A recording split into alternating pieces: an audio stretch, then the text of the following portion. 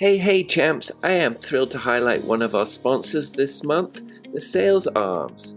Chris has been on our podcast a few times with my good friend and fellow consultant, Stephanie Bradley, and the Sales Arms are truly a game changer when it comes to handling sales outreach and retention for yoga studios and fitness studios. You may have heard our episode with Martine, owner of the home studio, on the show. She credits the Sales Arms for doing all the client outreach and monitoring every step of her customer journey.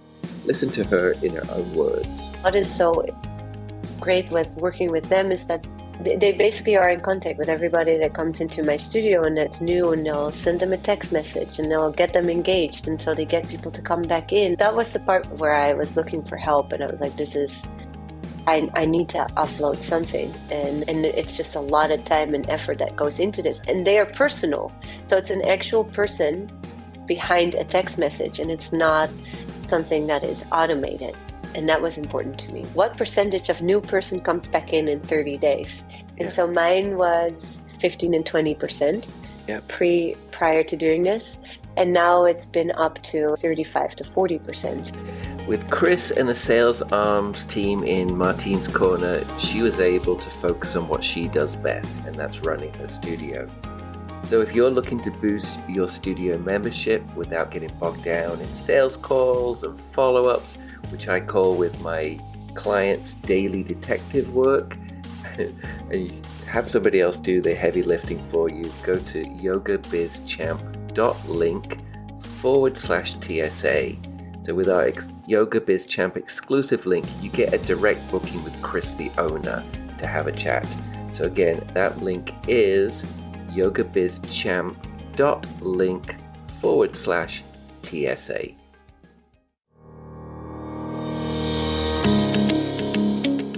Hey champs, welcome back to another episode of Yoga Biz Champ. I'm your host, Michael J, and today I'm super excited to share a very special conversation with one of my very own studio clients, and that's Christina Garcia.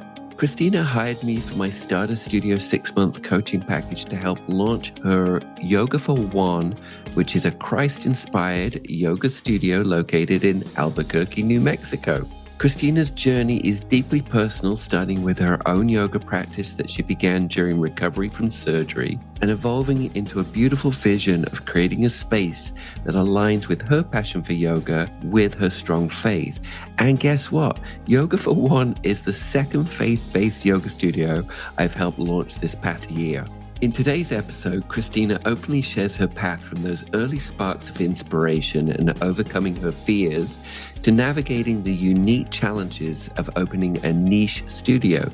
You'll hear about the heartfelt mission behind her work and how she gracefully combines spirituality with her yoga practice, and some practical insights into the power of community building and alignment with your true values. Grab your tea, find a comfy seat, and let's get ready to be inspired by Christina's authentic journey. Let's dive in. Enjoy.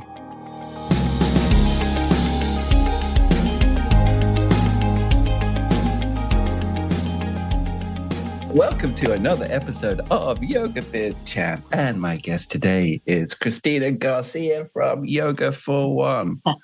Hi, Christina. Hello. Well, full transparency here. You're a client of mine. Yes. And you came on board with me for coaching for my Starter Studio package. And you have launched a studio. I've been there along the way for the journey, and I kind of want to go through the journey together for the folks listening. But I'd like to also start with just hearing about you, your background. I always want to know what the initial spark was for your yoga, like that thing that was like, I got to get some more of this. I always want to know what that spark is. And then kind of just sort of an overview of your journey to where you are now, which is not the usual path. We've just launched a faith-based studio, and you are my second faith-based studio that I've helped launch. And I love it. I love niche. And so I'd love to know kind of your journey. Well, I came to yoga through an injury. So I was practicing yoga, and as a Christian, there was no Christian yoga. And I didn't know that there was a difference, to really be honest. And I took my kids to a class, and our son, I think he's 14 or 15, and he's like, don't take me to that class again. And I'm like, why? And he's like, because we don't believe that. And it was very Hindu affirmation heavy.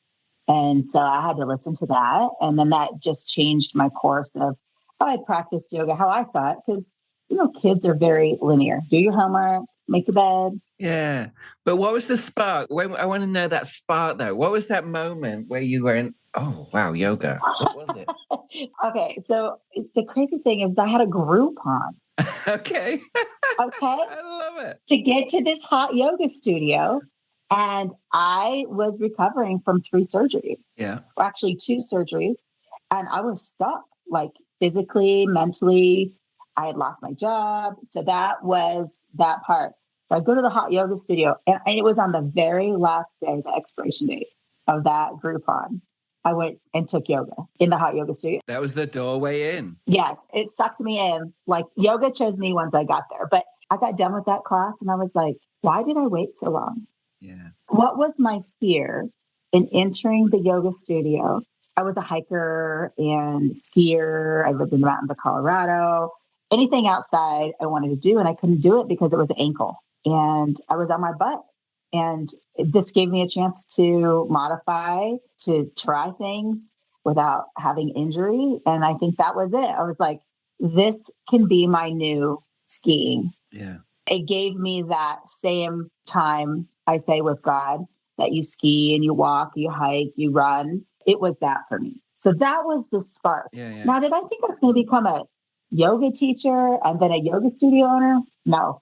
Yeah. So what was the journey? You started yoga. How did you get from starting yoga to being a teacher? So after a couple of years. And did faith-based come in before or after the teaching? Where did that come in? It came in before I went to teacher training. I just kept practicing, and I would do yoga in the studio maybe 5 to 7 times. I might have gone every day for 2 years. I had my special classes that I loved so much. Even if it wasn't my class, I'd be like, what break do I have today? I'm going to go to the studio and practice with whoever was teaching. I got to the point where it didn't matter who was teaching. I knew that I was going to gain something, and I was going to let go of something when I got there. Oh, nice. Yeah. Uh-huh. And so a couple of years in, and then my favorite instructor, I just said, hey, do you think that I would be a good yoga instructor? She goes, yes. And she goes, your practice is beautiful. You should do it.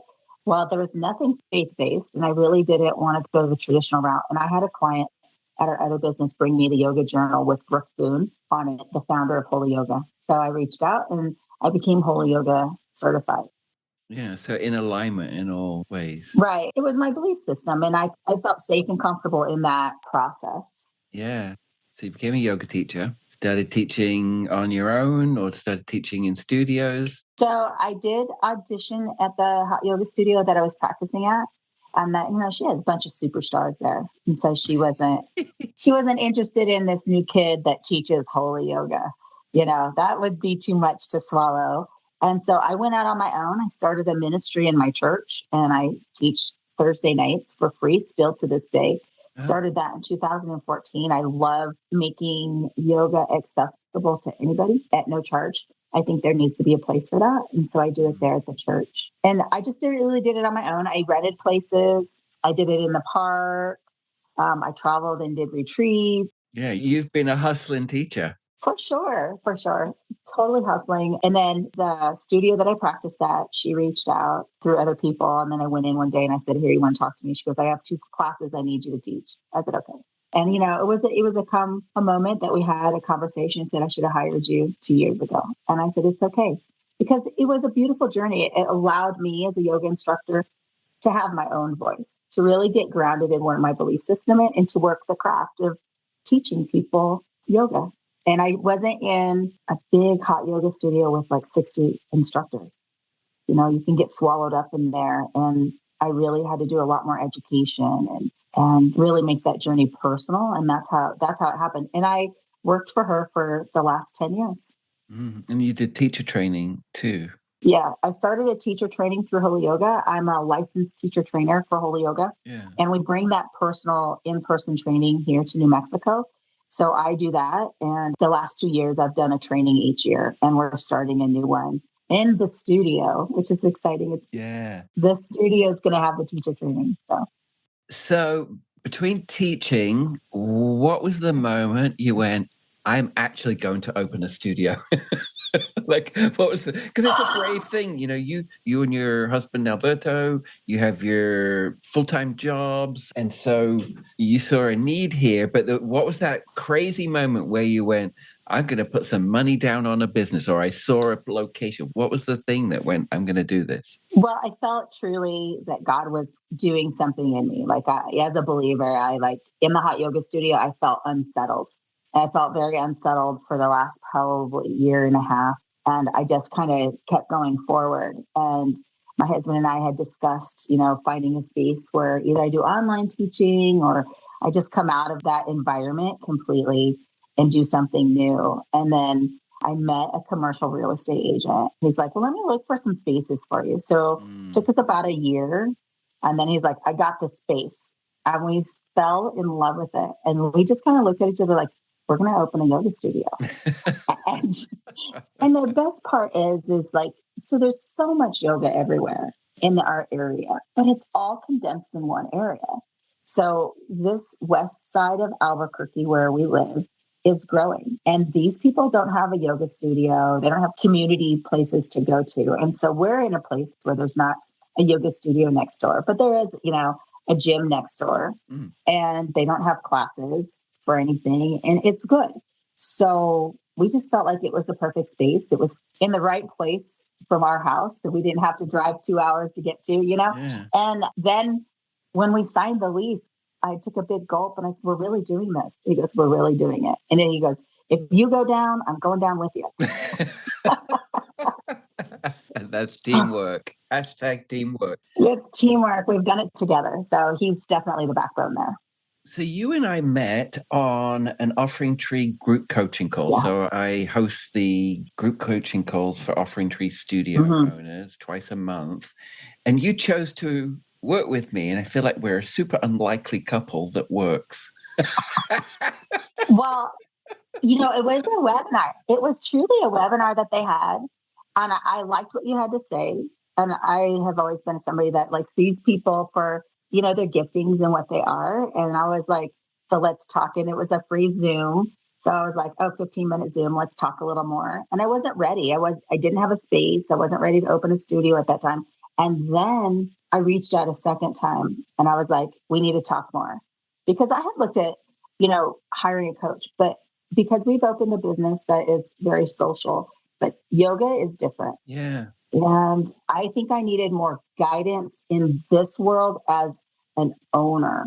I knew it as a teacher.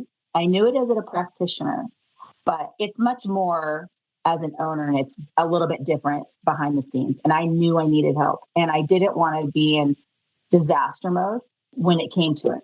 Yeah. And also, when you're choosing to work with a coach at that stage where you're investing in a space, you're having to put money out on website, all the things that need to put together. But then you're also choosing to invest in a coach while you're not got income coming in. Because, that's a big, brave decision, I think. I'm kind of curious, what was the deciding factor you to say, I'm going to invest? We had done some coaching with our other business a little bit, and it wasn't cheap. But I saw this transformation in my husband because he's the owner of that business and I work for him. And I knew that coaching was important. And I knew I needed to transform my thinking a little bit. And I needed somebody who had some experience in being a studio owner. So that was a big deal for me. And I needed yoga. Let's be honest. Yoga is very feminine heavy. And you're a male coach. And my husband said there needs to be more men. And I needed, I think, a male perspective, to be honest with you, to get into the thought process of it. But I just like what you had to say, but I think the investment is worth it. It's good to, just make the commitment. When you make the commitment to hire a coach, you're making a commitment to yourself and to your community that you're going to do the very best that you can do. And sometimes you can't do it alone. I don't think you can do it alone. I'm sure I'm going to call you in 6 months and say, I need some help. I love, honestly, I love our relationship because you've got energy, you've got ideas, you just bring a lot to the table. And then I feel like I'm going, can I challenge you on that? And you've done that. That's for sure. We've had some challenges and we've succumbed to the Michael way. So let's talk about a few of those things. The build out. Yeah. So, I met you and we worked for probably 2 months together while you had told me I want to do this type of floors. It was a concrete floor at the time, similar to what you have in your other business. And so I kept my mouth shut, I think, for probably 2 months and just let you plan ahead. 2 or 3, yeah. Yeah. And then, just rolled with it. And then, okay. We got to talking about it one day, and I think I just kind of said, I wonder what else you could get for the same price. And you were like, oh, no, I don't think there's much, blah, blah, blah. Well, it might be worth just kind of looking. Yeah. Well, and my husband was on that call. So that's the thing, is that he was there when we were doing our coaching call. So that really made him think, maybe we should look, and maybe we should look at other things that might be right. So we did all the things you asked, like go into the studio now, see how warm it is, see how it feels. And I'm like, he's right, it's cold. That's what he said. It's cold. Let's go look. So then we looked around for flooring, and because the decision for concrete at the time was based on budget and what you could afford in the build out, right? Right.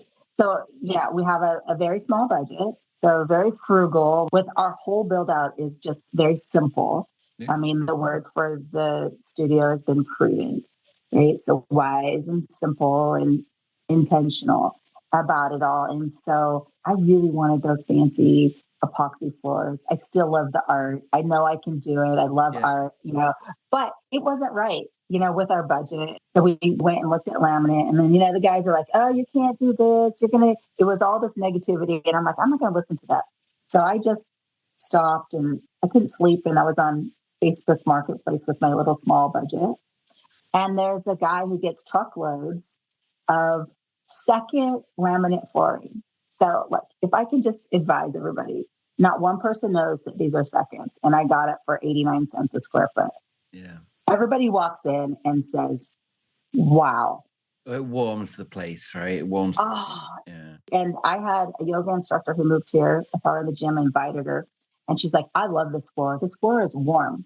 And I was like, okay, that just was another confirmation that we did the right decision. And I'll tell you what, that was a big pill to swallow. I did not want to go shopping for laminate.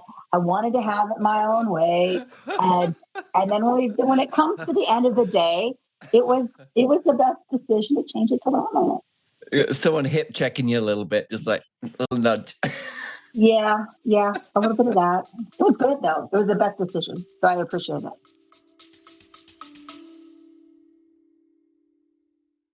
Hey champs, let's talk about behind the scenes hustle of running your yoga business. If managing your studio feels like a balancing act, it's time to check out our sponsor, Offering Tree. This all-in-one business platform handles website building, bookings, client management, and marketing workflows to help and add and retain more clients to your studio. Yoga Biz Champ listeners get 50% off the first 3 months or 15% off annual plans via the link in the show notes or by going to offeringtree.com/Yoga Biz Champ podcast. Studio plans start at just $100 a month and include a supportive community plus bi-monthly coaching calls with myself. Offering Tree isn't just a software, they are your studio business partner. Let's talk about, my background is brand and marketing. And so I love that you have between us, you've literally gone to school to learn how to do branding, how to do landing pages. And when you haven't known how to do it, you've gone out to find how to do it. So you've done all the pieces that you didn't know as far as website, visual, you've done all those kind of pieces that you've learned. You went to school there. Well, we use Offering Tree, and so it makes it good for a yoga instructor for one. But I just really took your advice. I picked out a palette for the branding of the colors, what colors that were going to be with my logo. I have turquoise in my logo. So what colors? And we played a little this or that, this color or that color. And we started branding. And so we have a color palette, we have a font, we have all these things that are our brand. And we have a mission statement, vision statement, and we created a culture. So I had a founders member come in and say, "Are you a chain yoga studio?" And I said, "No, I'm locally owned. This is my own creation." And she's like, "Well, your website doesn't look like it." And I was like, "Thank you, Michael, for guiding me. Like, change this, add this. This needs to be in a different place." And those are really good suggestions. And I would never have even thought about them had we not gone over some of, the way that my homepage looks and how the landing page for my memberships look. And now that I've created it, I don't have to recreate and reinvent the wheel. Yeah. It's very quick and easy. Learning advertising. Yeah. And then you've also had somebody bashing you over the head saying, "Get out there on social media, get talking about your studio." Okay, so I've had a little resistance on that one. So we do have a little fun because we're in the Southwest and you call it a talkie, right? You call it talkie, and Norberto's like, "Have you done your talkie for the day? Have you get on there and get your talkie done?" Get some buzz going here. Yeah. So now I actually have one of my instructors is doing it. Yeah. Like, she's doing the talking every her day, so she picks up that talking and it comes from her. So the talkies are really important because I've had people say, "I'm following your journey." Yeah. They may not have even been on my email list, and I see them in the grocery store. "Hey, how's the yoga studio going?" And I'm like, good. Like, how do you know me? It's been good. So it's gotten me out there. And part of my packaging, I help with the branding stuff, but part of my package and my background helps in kind of launching some pre-sales. And that was something that we talked about that was important to you, was to get some pre-sales to cover some of the build-out costs along the way before opening.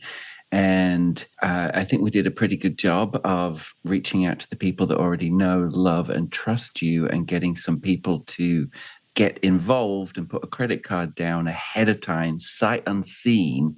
And before doing that, to back that up, we had to create a class schedule. So you kind of can't pre-sell something until you have something to sell. So that was a big process that we worked together there, was creating a schedule that was in alignment with your values, that works within your demographics availability. Right. We did a lot of research for that. Mm-hmm. Yeah. And then also getting the team in alignment to build that schedule so that we could pre-sell. That was a big process. Yes. And it wasn't easy because it took a lot of thought process, and I had to really think about what was the most important thing and why. Go back to the why. Why did I leave a hot yoga studio to open the studio of my own? And it's non-hot and it's faith-based, and we don't have any non-hot. And like, what were in that demographic that I want to reach, what kind of classes do they need? And it can't be what I was teaching. It had to be something that they were. So it took a lot of like sitting with it and looking at it and writing the class descriptions for each one, making it a difficult, and then putting it on there as an offering at what difficulty level it is, so people understand what they're getting into. Yeah. Right. And so I think that just took time, and you helped me along the way with some of your tools that, you shared with me, which helped me. And I'm like, oh, and I just sat down, I don't think I watched any Netflix. I think I listened to a lot of Netflix and had dinner and was on the computer, but those were resources that got it done a lot faster, where I didn't have to really struggle so much, but the guidance there was needed. What about the accountability? I think, I'll be honest with you, I think I hung up one time and I was like, I don't like him today, and I don't really want to talk to him next week, but it was good. Well, I think we had a little, and I do feel like sometimes the coachy stuff we work on, it is sometimes to push through some of our personal boundaries too, and things that may hold us back a little bit. We did have a moment there, if I may share, where you felt, you were shy of making those final phone calls to people that already knew, loved, and trusted you, to say, "Hey, I'd love you to get in at the offset here. I've got a great price for you." And every time we met, we meet weekly, right? And every time Right. we were meeting, it was like, you weren't doing that part. There was something. And I'm like, but that's what I want you to do. That's what I need you to do. This is part of it, right? But it came down to feeling like it was a rejection thing. Like you were just a little bit scared of someone saying no to it. But you then, after that, you and your husband had a heart-to-heart about it. And then you made those phone calls. And what happened? So I made one of my dear friends and students that has been coming to my Christ-centered classes for a long time. She left the studio that I was at, and I just reached out to her and I said, let's have lunch, or, let me buy you lunch. And then, of course, she bought the lunch. And then I said, I want to offer you this membership because I'm only offering it to 10. And she's like, why would you think that I would say no? And I was like, I want to be part of this. And I was like, okay. So I don't know what the crazy thing in my head was. Like, I'm just doing it on my own. Well, and I think part of that, when you start to look at your journey, is that there are no faith-based studios here. There was no Christian yoga until myself and another teacher got certified in all of New Mexico. Yeah. So we didn't have any of that. And then there's a lot of pushback from both sides of the community. You got Christians pushing back on that, and you have regular yogis pushing back on that. And so that kind of gets in your head. But the people that I knew have all wanted to be part of it. Yeah. And so we've pre-sold annual membership for some of them for the first time around to help you get opened. And then also some monthly founders memberships too. And so I'm super happy for you on that.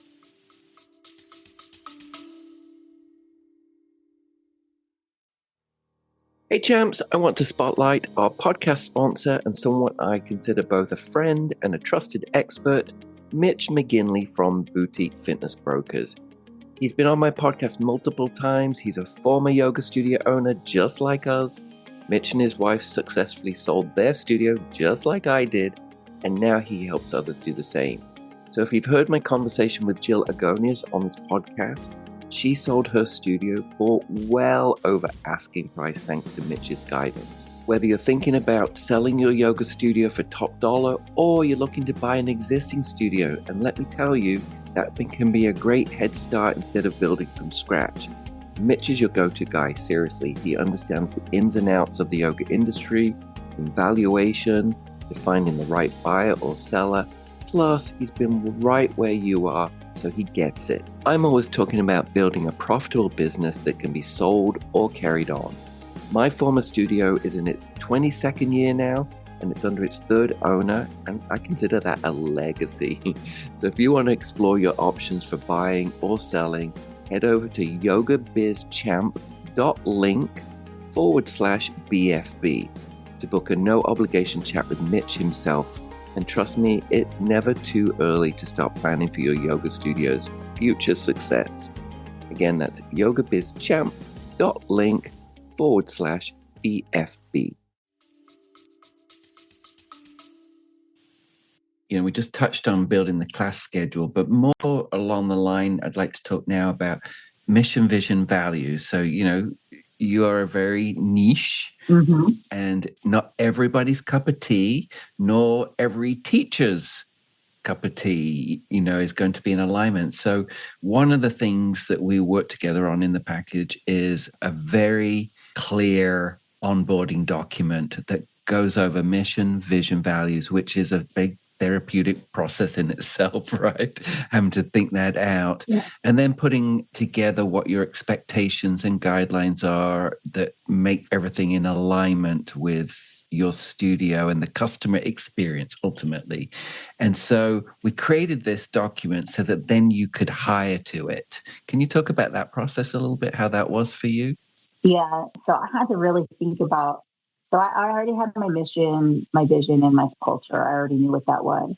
But then, to set it all up for onboarding and how does that look? And it's a lot of thought. It takes time to really put what's important to you in your studio and how you want it to be done on a piece of paper.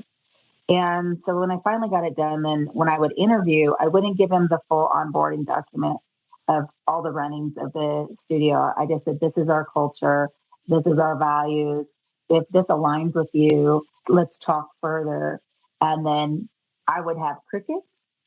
People I think that we're aligned and they're like crickets. And I'm like, I don't think I'm interested. Thank you.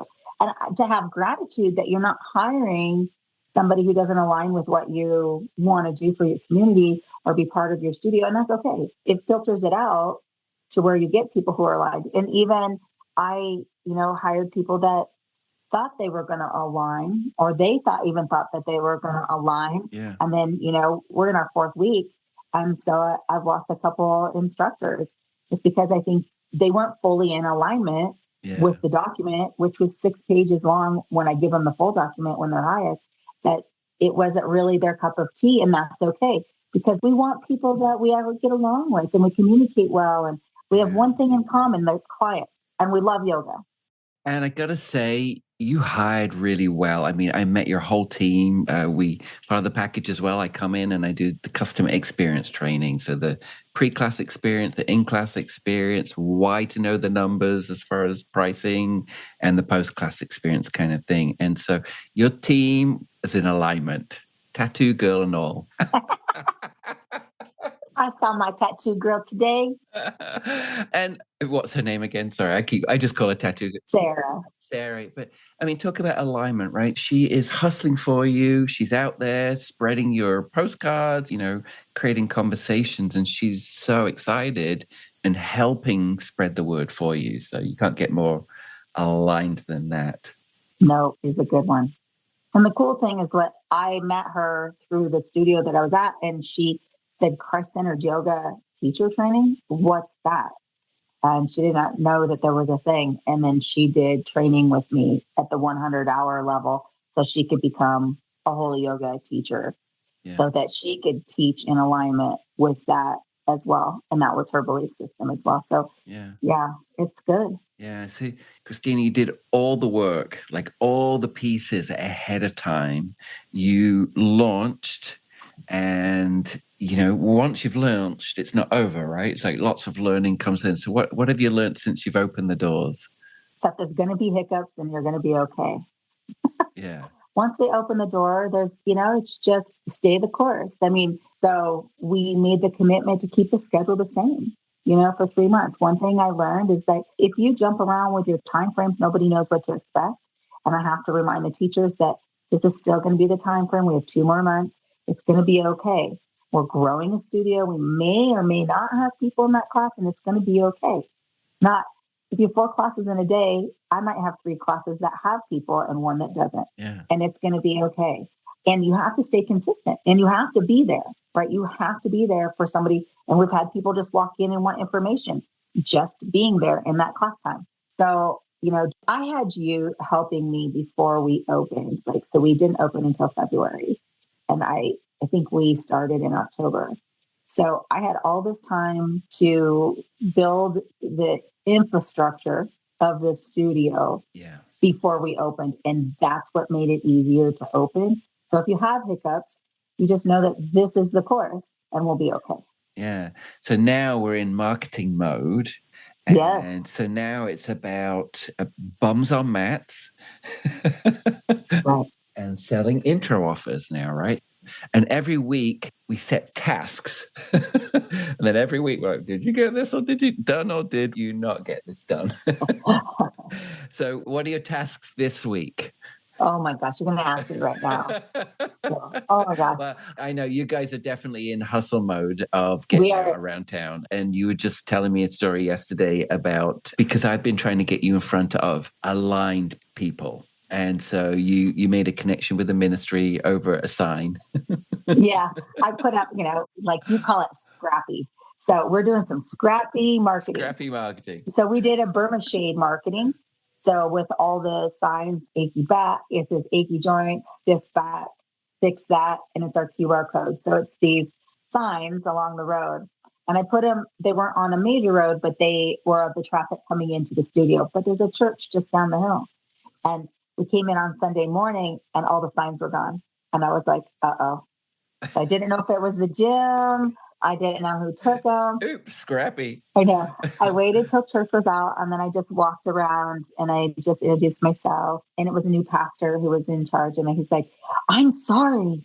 And I'm like, I took your signs down. I go, well, he delivered them to the front door. And so I said, well, you delivered them with care. So I knew it was somebody that wasn't trying to do harm, that was not here. And so he's like, we just made friends. I said, if there's something we can do for your community, let us know. And I go, is there a better place that I could put those signs so that we can grow? And he's like, yeah, just take it down a little further and around the corner. I said, perfect. So I'm out and about and they know we're there. And you made a friend in alignment. So relationships, right? I mean, really getting out there and hustling and finding those places that are in alignment and where your ideal audience's eyeballs are. Yes. And getting scrappy with it. That's a word we use every week, right? Right. We like scrappy. It's either money or energy. And if it's energy, you got to get scrappy. And so for me, scrappy is we've got to get new ideas. We've got to get fresh ideas. We've got to do stuff that nobody else is doing. We've got to build relationships in the community. Yes. And I went to one of the, we have apartment buildings around us. And so that was really good. I was driving away and I had some extra time for it. I'm just going to take these flyers in there. And I went to the main office in this one apartment building, about 250 apartment buildings. And I said, hey, we're up the hill and we're in walking distance. And she's like, can I put these in my welcome packets? And I'm like, yeah, how many do you need? And she goes, can I copy this and email this out to all of our tenants? I said, absolutely. I'm like, do the marketing for me. And, that was great. So she's like, well, this is great because it's in walking distance. There's an assisted living as well. And we do chair yoga. And so I wanted to tell them what we offer. And she said, do you have a teacher that might want to come over here? And I said, once a month, I think we could probably work something out. So we're making that, trying to be out in the community. And so in that specific area, we have been hitting the ground. Yeah. So it's been good. Congratulations. Thank you. It's been such a fun journey and you are so fun. Folks, Christina and Alberto live in a yurt in New Mexico. Christina, honestly, it's been such a pleasure working with you. You've got such great energy into this. I love that you've seen the vision.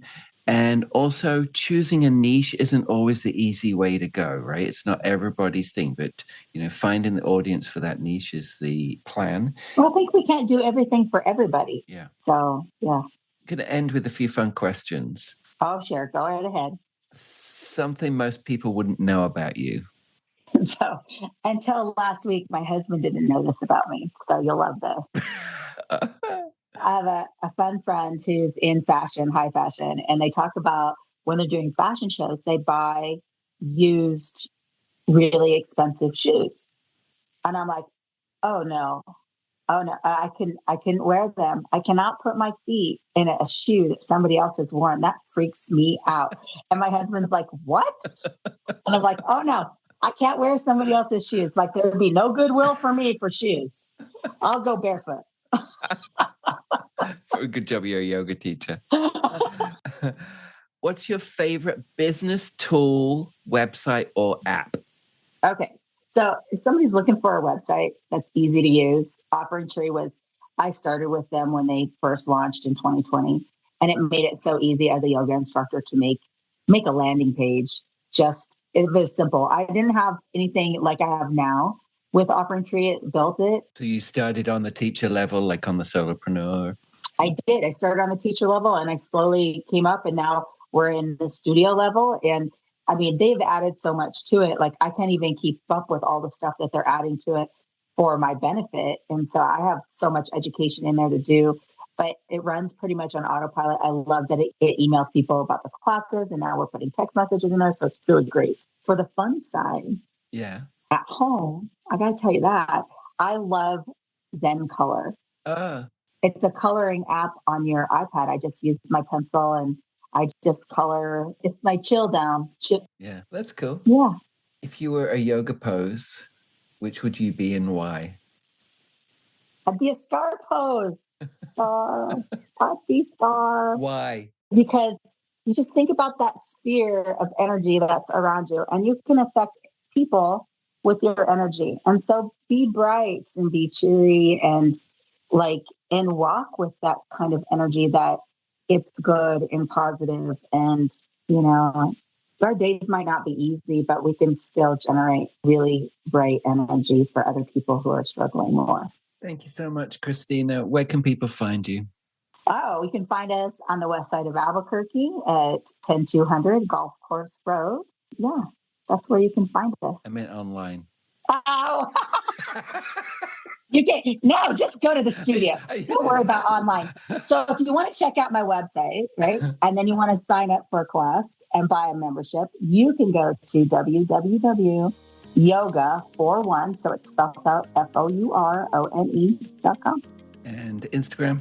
Instagram is yoga 4.1, and on Facebook, it's yoga and fitness 4.1. So we're in all the places. I'm on YouTube as well. You can find me there. I've been around the block for a few years, so.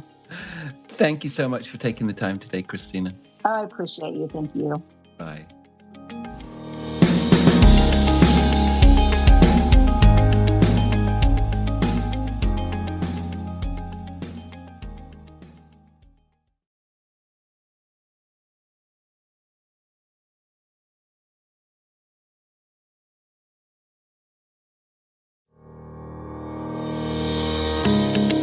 Thanks for tuning in, champs. If you've enjoyed today's episode, please subscribe and leave a review. It really helps me out a lot. And if you're ready to open your own studio or grow your current one, visit yogabizchamp.link/podlink.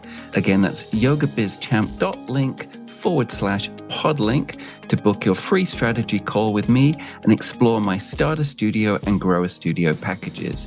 And you'll also get access to all of my free Yoga Biz Champ resources there. And you can also check out the video content on YouTube for more insights, and follow me on all social media platforms at Yoga Biz Champ. See you next time.